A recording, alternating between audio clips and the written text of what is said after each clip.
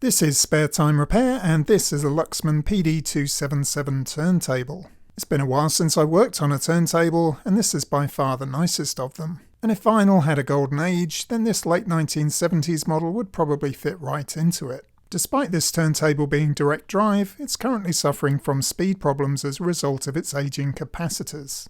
At least that's my assumption, so I've purchased this recap kit to hopefully deal with that. It does have other issues though. Although it's supposed to be an automatic machine, the auto start button does nothing. Start it manually and the cut button doesn't work either. And unsurprisingly, when the tone arm moves to the end of the side, we can see that the auto return has also failed. The dust cover is in a poor state, but since I don't have the polishing equipment to deal with that, I'm going to focus purely on the operation. Well, I assumed these marks were scratches, but they're actually on the inside, so maybe it's adhesive after all. Let's try a bit of goo gun on the inside.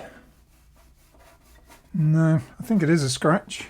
Oh, I wonder how that happened. Anyway, I need to turn this upside down. So first I need to secure the tone arm. And it does have this retainer clip, but it's obviously broken at some point. And so this has been placed on the end, but it doesn't really do anything. So I'm just going to wrap this wire tie around it.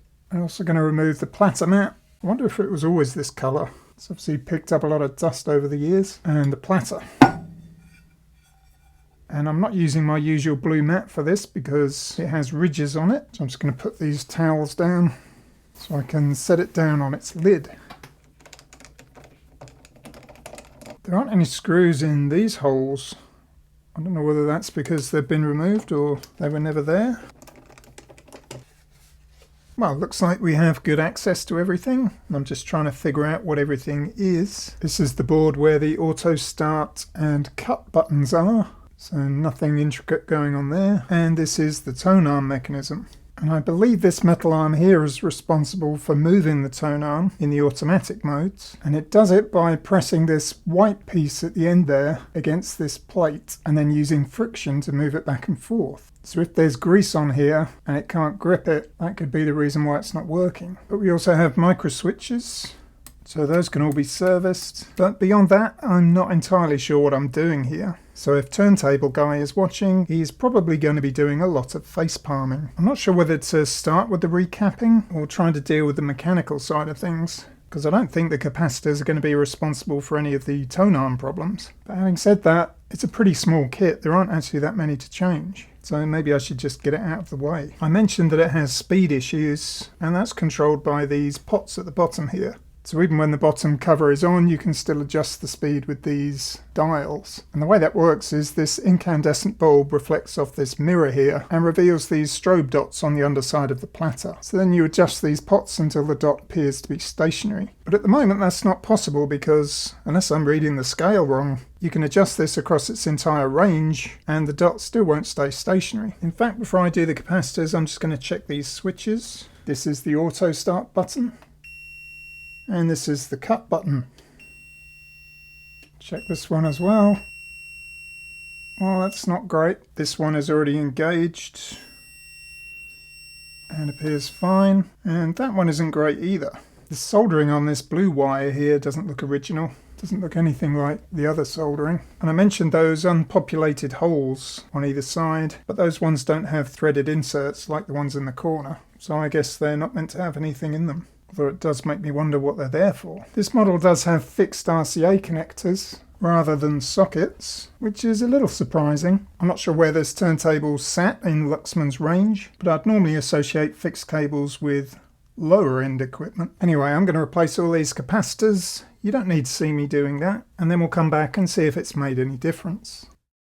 Okay, all those capacitors have been replaced. Here are all the old ones, and I just tested all these on my ESR meter. And to be honest, they were all pretty much within spec. And if I were fault finding on this machine, I don't think I'd have replaced any of them. But during my research, I did read that capacitors are a common failure point for this machine, so I still think it was worth doing. It's certainly not going to make any difference to the tone arm problems, but it does give it a bit more longevity. So I think we can move on to servicing the controls. And I'm going to just spray some contact cleaner in these pots.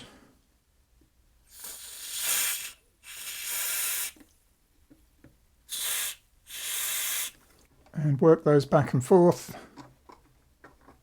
And I thought when I checked it earlier this switch was reading bad, but maybe I just didn't have my probes on it correctly. because it looks fine now. In fact, there's another micro switch underneath it. They're stacked on top of each other. So I should check that one as well. And it looks like this one is a push to break switch. When I press it, it goes open. But no issues there. I did notice there was some black tape around this black wire here. And when you open it up,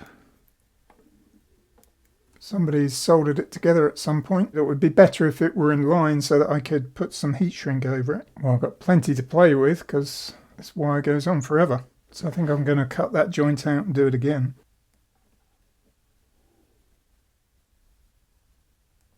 This is my smallest heat shrink tubing, but it's still probably too big. And this wire is so thin I could probably strip it with my fingernails.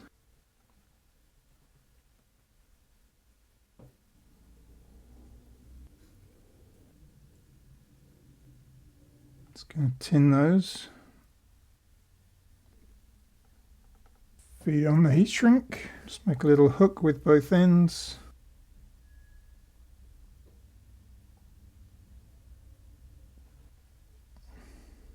And I finally bought myself a little heat gun.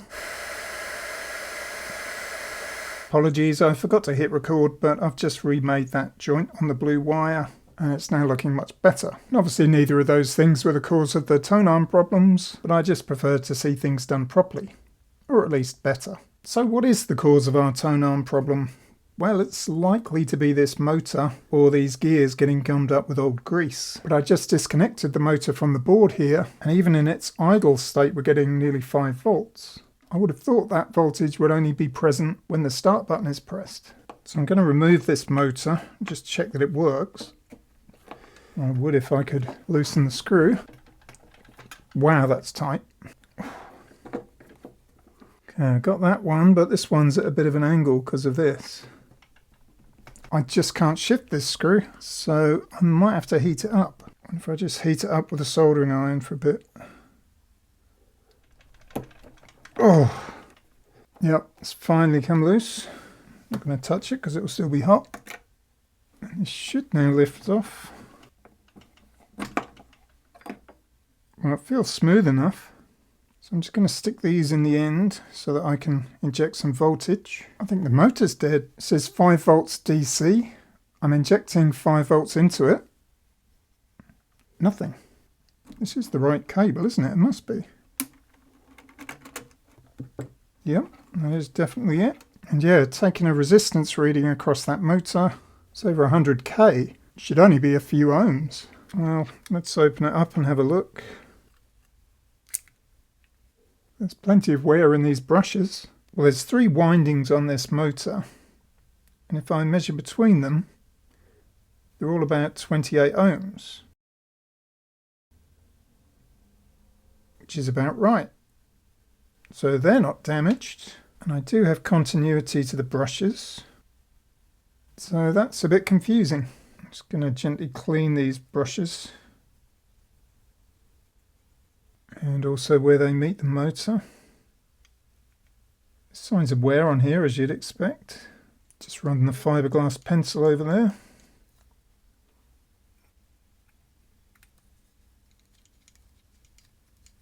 But I can't really see any reason why this motor wouldn't work. Well, after servicing, that motor is now working again, and I've added a little bit of oil to both ends, so I'm going to leave it running for a little while just to let that work in. So I'm just trying to figure out how this works, and I've released the wire tie from the tone arm so that it moves freely now. And this notch here is stopping it moving any further, and that's released by this latch. And the way that latch is released is via this solenoid here, but it requires a lot of force. So I wonder whether that could do with some lubrication. But once that is engaged, the tone iron can move across. But when it gets to here, this is an optical sensor. You can see there's an IR receiver and emitter there at the bottom. And so this brass screw here will interrupt that, and that's what signals the auto return. But when this gear turns, this leaf here goes up on the ramp. And you can see it does have enough friction to move the tone arm. And this is labelled EP and LP, and these are at different heights. So when it's on LP, this lever doesn't move very far, and therefore the tone arm stops here. on this notch, which is obviously for the 12-inch record, but in this direction it goes slightly further, and that's going to be for a 7-inch record. And this is the resting position when this lever is in this gap here. I'm going to remove some of these parts and give them a service. I want to remove this arm and smooth this off here because I feel that should be a lot smoother. Need to release this spring. In fact, this isn't going to come off until I remove this. And this isn't coming off until I remove this arm. And this white cap on here is like a silicone cap. It does feel quite grippy. So lots of things coming out here. This has to come off before this can come out. And there's a lot of grease on here. It's gone quite sticky. So I'll definitely be giving that a clean. And now this can lift out. And that's pretty gloopy as well.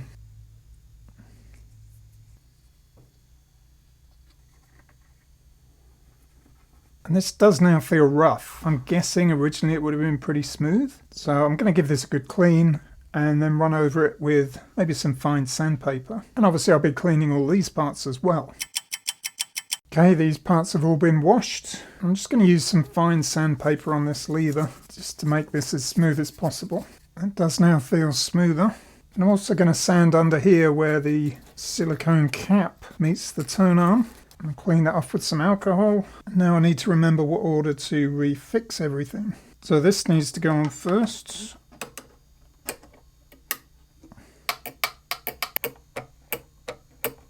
I'm going to put a bit of grease on here. That still feels stiff, but maybe this solenoid is strong enough to overcome it.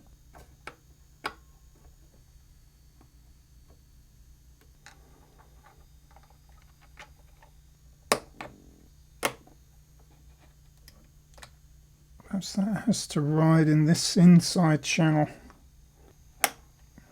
Yeah.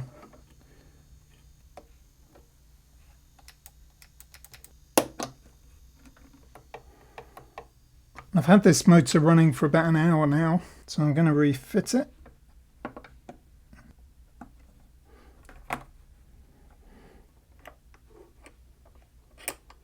Well, I've done something very wrong, because now the tone arm won't drop. And when I turn it on, the platter starts spinning even when the tone arm's in the home position. So I guess I've reassembled something incorrectly. Yeah, I didn't have it back together correctly. This arm was riding too high. Fortunately, I took a reference photograph, and that showed me that this circlip here I'd actually put in the top slot instead of this one. And so this arm was too high up, and that meant that this pin here was interfering with this white gear. That meant that the gear wasn't doing its full rotation, and so this lever was permanently in this position, which is why the platter was turning even when the tone arm was in its home position, because this release stops the platter from turning. None of which means to say that it's now going to work, of course. But let's try it. Okay, platter's not turning, that's good.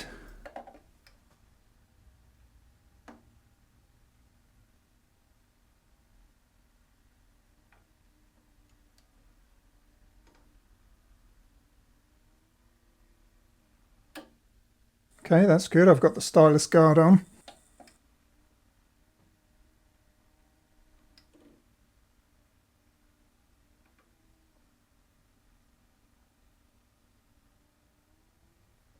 Well, that looks very promising. So let's try it with a record. And I don't know exactly what year this machine was made, because there's no date sticker on it. But Hi-Fi Engine tells me it was produced between 1976 and 1980. So let's go with 1977.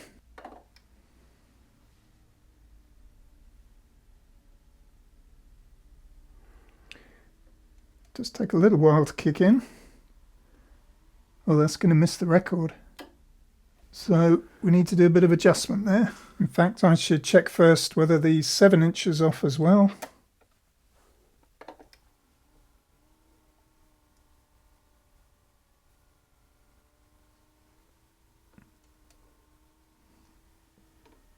Yep. That's going to miss it by quite a bit. So on the bottom we've got this in-out adjustment, and hopefully it tells you which direction to go. But I'm going to remove the bottom cover and see if I can gauge it better with it off. So with the bottom cover off, that's this screw here. And before I turn it, I'm going to mark it. That way I can hopefully gauge how far out I am. So in is counterclockwise. Okay, let's try that. A little bit too far. So I think probably somewhere in between where I put it and its starting position should be spot on. So this is why it was a good idea to mark the start position. So obviously it's only a small adjustment. Hopefully we're good there. I'm not sure why that position would have drifted. That screw had thread lock on it. Anyway, let's see if I got it right.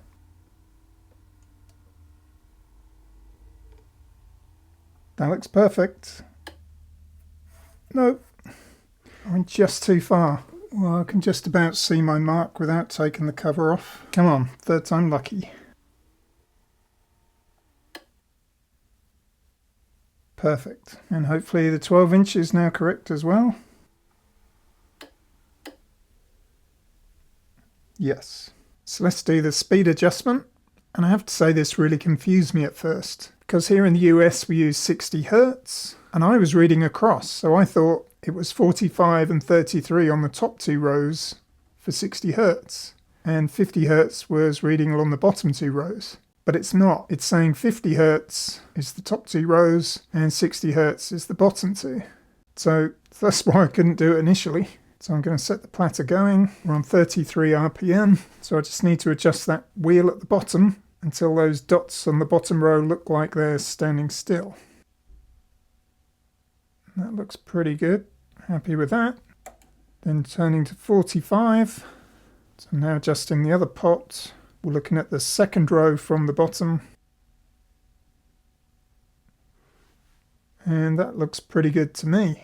I just want to balance the tone arm as well because I'm pretty sure I messed it up while I was working on it. So to do that I need to get it so that it's floating in space. Actually it probably was correct because there it's floating and the scale is at 0. Yep, it's in balance there. And the scale is at 0, which is what we want. I'm not sure what cartridge this is. Obviously it's an Audio-Technica, but I'm not sure which one. But I'm going to assume 2 grams. So we'll just turn this round to 2. And I don't have one of those fancy stylus scales, but I'll have to assume that's correct. There's actually no record size selector on here. It just assumes that if you're playing a 45, it's a 7-inch, and a 33 is a 12-inch. Obviously that's not always the case. I've got plenty of 12-inch records that play at 45. So if you were playing one of those, you'd have to start it manually on this player, because the auto start would drop it somewhere in the middle. Well, I just wondered if my RPM app would agree with the potentiometers. Obviously the weight of the phone is different from a record, but those results look pretty good. And the 45 RPM is pretty similar.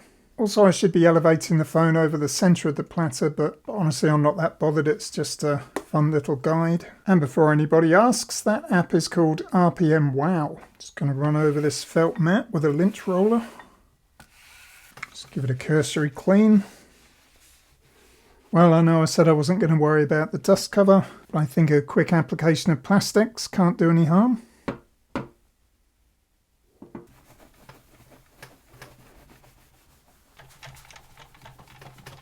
No, it was too far gone, I think. It needs a proper buffing wheel, so I think this is as far as I can take it. My mission here was purely to restore functionality. I don't have cartridge alignment protractors or any other turntable calibration equipment, but I'm happy enough just to get it working. I also know it would benefit from a better cartridge, but that's a task for another day. The thing I love about turntables is that a near 50-year-old model like this could theoretically last forever, unlike vintage CD players that often feel like they're on borrowed time. Speaking of time, I think I've taken enough of yours, so thanks for watching, and I'll see you in the next one.